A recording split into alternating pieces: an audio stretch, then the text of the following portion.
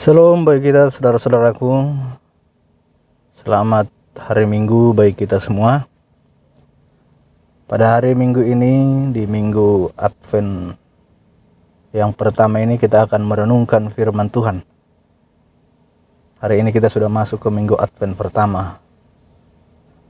Namun sebelumnya kita berdoa. Bapa di surga, dalam Yesus Kristus, terima kasih Tuhan untuk kasih penyertaan dalam hidup kami hingga pada hari ini. Kami akan merenungkan kebenaran firman-Mu Tuhan, yang menjadi kekuatan dan penolong dalam hidup kami untuk menjalani hari-hari kami. Urapi kami, berkati kami. Dalam nama Yesus kami berdoa. Amin. Saudara-saudaraku yang dikasihi Tuhan Yesus Kristus, firman Tuhan untuk kita renungkan pada hari ini tertulis di dalam Lukas 21 ayat 25 sampai kepada ayat 33. Demikian firman Tuhan. Kedatangan anak manusia, perumpamaan tentang pohon ara. Dan akan ada tanda-tanda pada matahari dan bulan dan bintang-bintang, dan di bumi bangsa-bangsa akan takut dan bingung menghadapi deru dan gelora laut. Orang akan mati ketakutan karena kecemasan berhubung dengan segala apa yang menimpa bumi ini, sebab kuasa-kuasa langit akan goncang. Pada waktu itu orang akan melihat anak manusia datang dalam awan dengan segala kekuasaan dan kemuliaannya. Apabila semuanya itu mulai terjadi, bangkitlah dan angkatlah mukamu, sebab penyelamatanmu sudah dekat. Lalu Yesus mengatakan perumpamaan ini kepada mereka, perhatikanlah pohon ara atau pohon apa saja.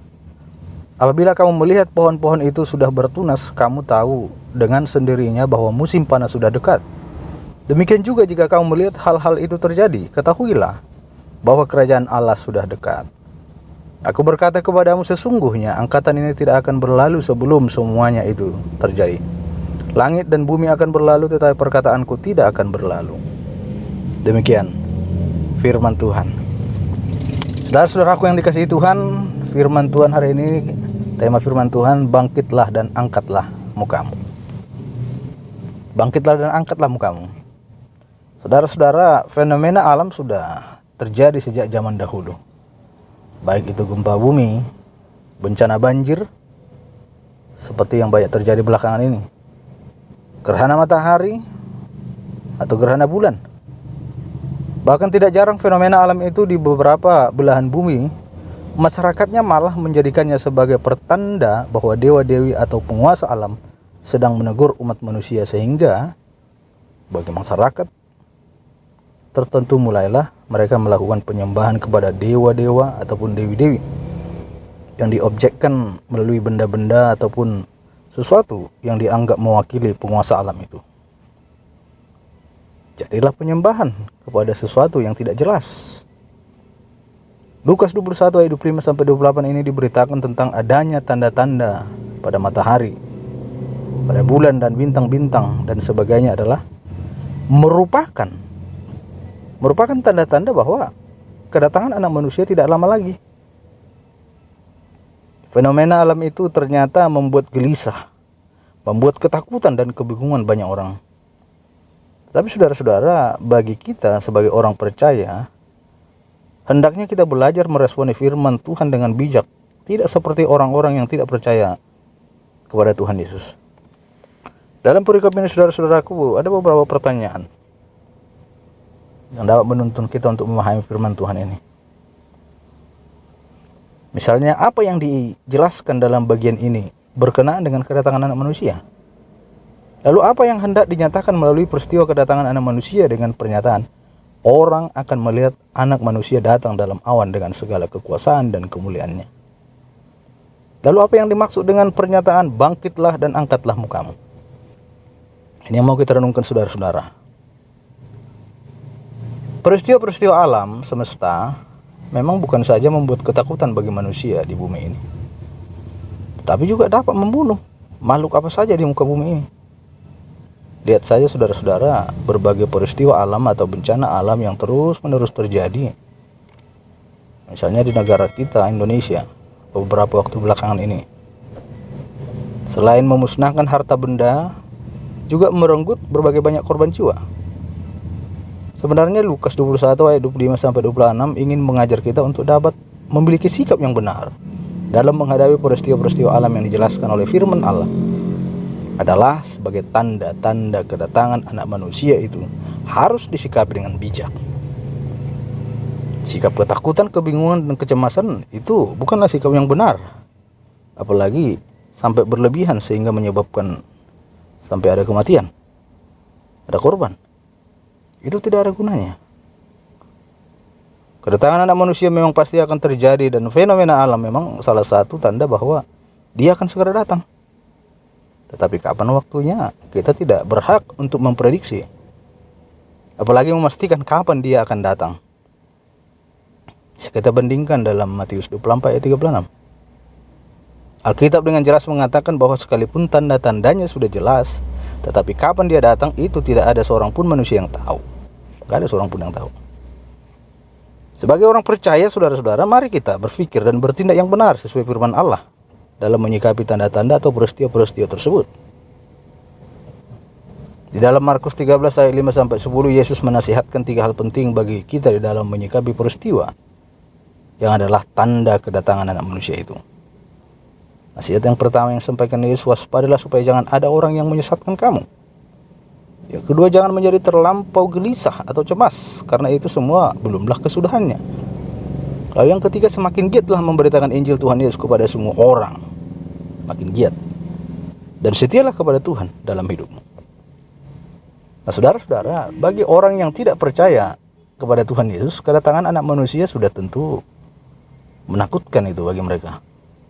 Karena mereka tidak akan tahan berhadapan dengan kekuasaan dan kemuliaan anak manusia yang akan menempeleng, yang akan mengancam, atau yang akan menegur perbuatannya yang jahat dan berdosa itu.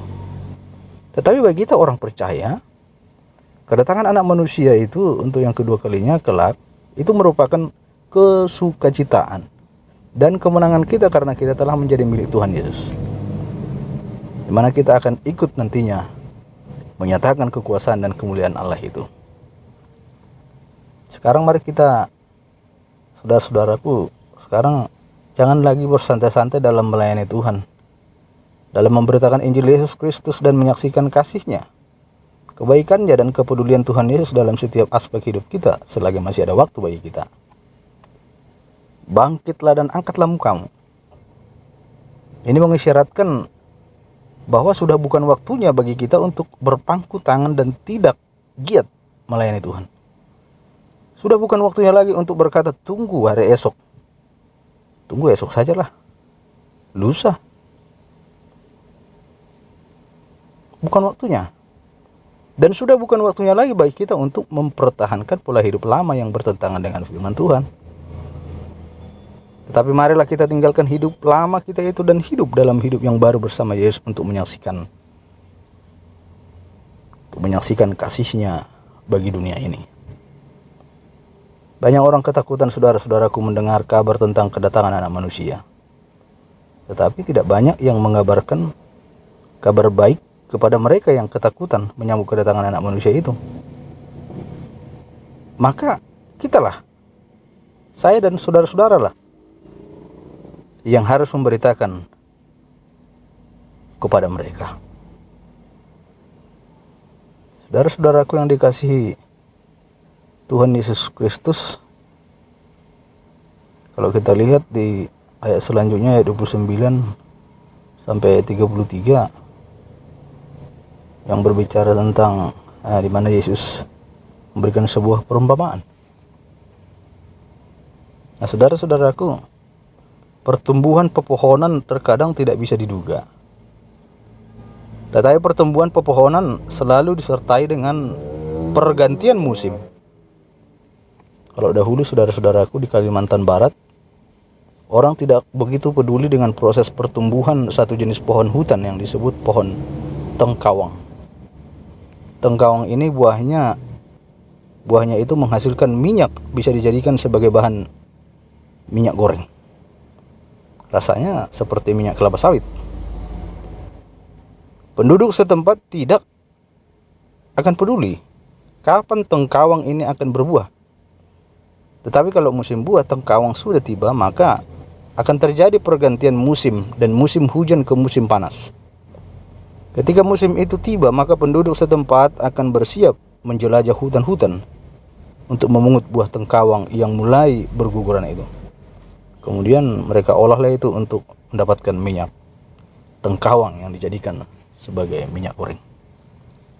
Nah, saudara-saudaraku, Tuhan mengizinkan berbagai tanda bermunculan berkaitan dengan kedatangan Anak Manusia, dengan tujuan supaya umatnya menjadi mengerti dan bijaksana menantikan dan mengatur hidupnya untuk menyambut kedatangan itu sesuai dengan waktu Tuhan. Supaya manusia tidak hanya sibuk dengan urusannya sendiri, sampai tidak mempedulikan akan masa dan waktu kedatangan Anak Manusia itu. Supaya manusia bijaksana dalam masa-masa penantiannya, sehingga manusia tidak hidup dalam kesembronoan. Nah, saudara-saudaraku, kedatangan Anak Manusia bukan sesuatu yang fiktif, bukan sesuatu hanya bersifat cerita dongeng belaka, dan bukan juga sesuatu yang bisa diatur oleh manusia, tetapi sebuah kepastian dan pengharapan yang akan menjadi nyata bila saatnya sudah tiba. Sebagai orang percaya, maka kita seharusnya tidak menjadi bingung lalu tidak tahu apa yang harus dikerjakan, karena kerajaan Allah sudah dekat. Maka kita harus semakin memperlengkapi diri, menghias diri selayaknya sang kekasih, menunggu kedatangan tambatan hati. Bagaimana kalau kita masih ingat dulu waktu masa muda, kalau kekasih kita mau datang, tentu kita mempersiapkan yang terbaik. Demikianlah kita, saudara-saudaraku, di dalam penantian menyambut kedatangan Anak Manusia itu, supaya tidak didapati bercacat celah nanti di hadapan Raja yang akan datang itu, supaya kita tidak didapati cacat dan bercelah. Hari-hari ini, saudara-saudaraku, kita banyak mendengar hembusan yang bermacam-macam berkaitan dengan waktu kedatangan Anak Manusia. Harus diketahui bahwa nada-nada serupa akan terus terdengar dan berusaha membingungkan banyak orang.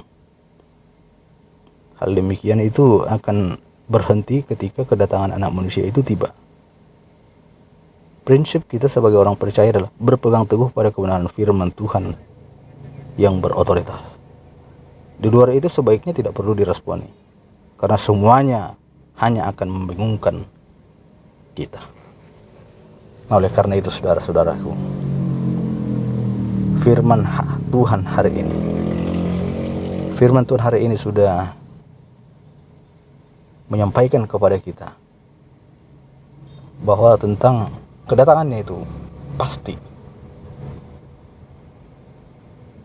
Maka bangkitlah dan angkatlah mukamu. Jangan berpangku tangan lagi, tapi giatlah untuk melayani. Giatlah melakukan kehendak Tuhan, sehingga ketika Dia datang, kita didapati tidak bercelah, sehingga pada akhirnya kita menjadi bagian yang terangkat bersama dengan Dia ke dalam kerajaan Allah itu. Tuhan memberkati. Amin. Kita berdoa. Bapa di sorga, dalam Yesus Kristus, terima kasih Tuhan untuk firman-Mu hari ini. Kami telah mendengarkan firman-Mu bahwa kedatangan-Mu yang kedua kalinya adalah sesuatu yang pasti. Oleh karena itu, Tuhan, tolong kami supaya di masa-masa yang masih Kau berikan bagi kami hidup di dunia ini, kami boleh mempersiapkan diri kami, sehingga ketika Engkau datang, Engkau menemukan kami tidak bercelah. Tetapi kami terus bergiat melakukan kehendak Tuhan, bergiat untuk menyampaikan firman Tuhan, bergiat untuk melayani Tuhan. Jangan biarkan kami menunggu hari esok, tapi biarlah hari ini kami ambil keputusan untuk melakukan apa kehendak Tuhan. Terima kasih Tuhan. Terpujilah Engkau. Dalam Yesus kami berdoa. Amin.